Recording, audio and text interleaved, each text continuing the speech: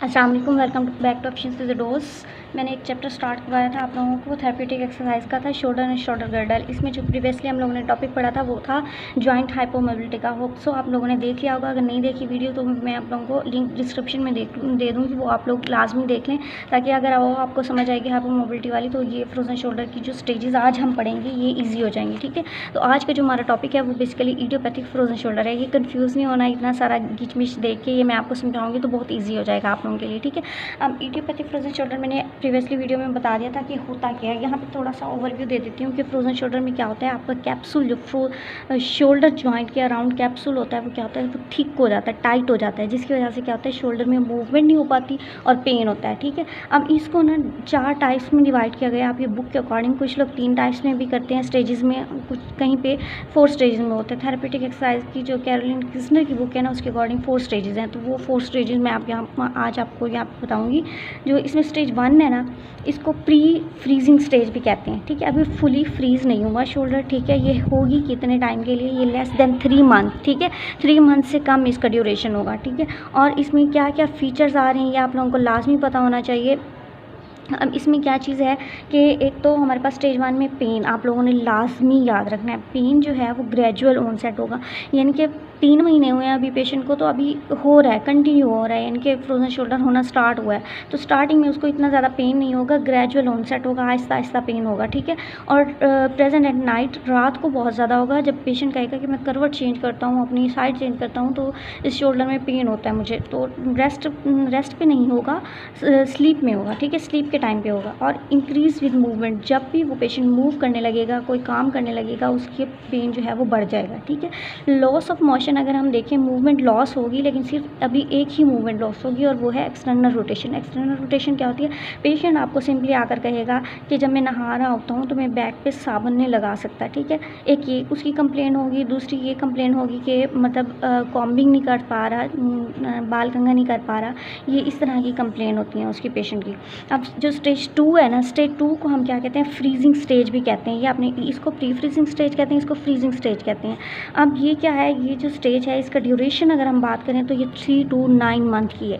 ठीक है, यहाँ पे 3 मंथ या 3 to 9 मंथ। अब पेशेंट को 3 to 9 मंथ हो गए हैं, यानी कि उसे फ्रोजन शोल्डर जो है, जिसको ये फ्रीजिंग स्टेज में आ चुका है। ठीक है, अब इसमें क्या होगा, पेन परसिस्टेंट हो गया है, यानी कि हर वक्त उस पेशेंट को जो है पेन होता रहेगा एवरी टाइम।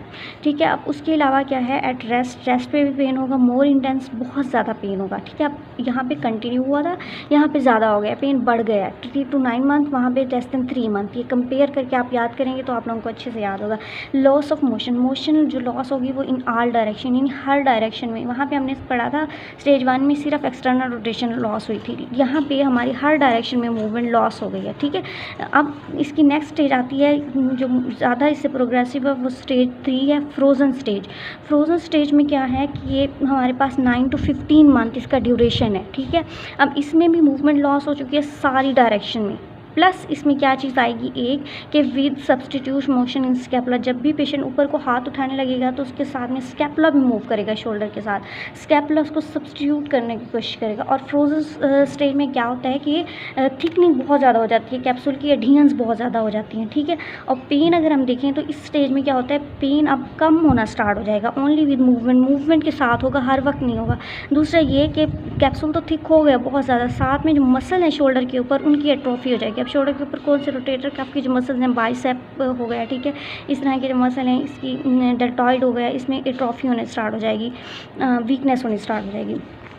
अब जो स्टेज 4 है ना, ये है हमारे पास थॉइंग स्टेज। ठीक है, अब थॉइंग स्टेज क्या होती है कि अब यहाँ पे फ्रोज़ हुआ पड़ा था। फ्रोज़न चीज़ को जब आप पिघलाते हैं ना, तो मतलब उसमें बर्फ़ का कोई पीस, आइस का कोई पीस नहीं रहा, वो ठंडा पानी बन गया। ठीक है, इस तरह से, इसीलिए इसको थॉइंग स्टेज कहा गया है। इसमें क्या है कि जो यहाँ से इस फ्रोज़न स्टेज से ये थोड़ी सी कम हो जाएगी, इम्प्रूवमेंट आ जाएगी इस स्टेज में। ठीक है, ये हम कह सकते हैं।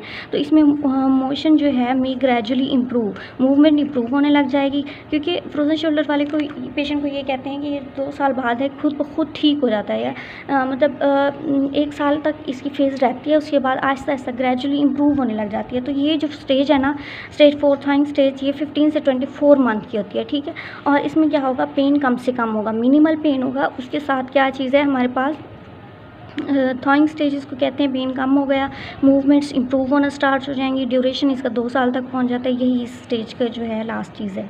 अब नेक्स्ट जो हम लोगों ने टॉपिक डिस्कस करना है वो है हमारे पास मैनेजमेंट। ग्रेनुलोमेरुलर जॉइंट मोबिलिटी जो हुई है, हाइपो मोबिलिटी, उसकी मैनेजमेंट कैसे करते हैं, ठीक है। प्रोटेक्शन फेज़ हो गया, रिटर्न टू फंक्शन फेज़ हो गया, ठीक है। ये सारी फेजेज़ मैं नेक्स्ट में पढ़ाऊँगी वीडियो में, ठीक है।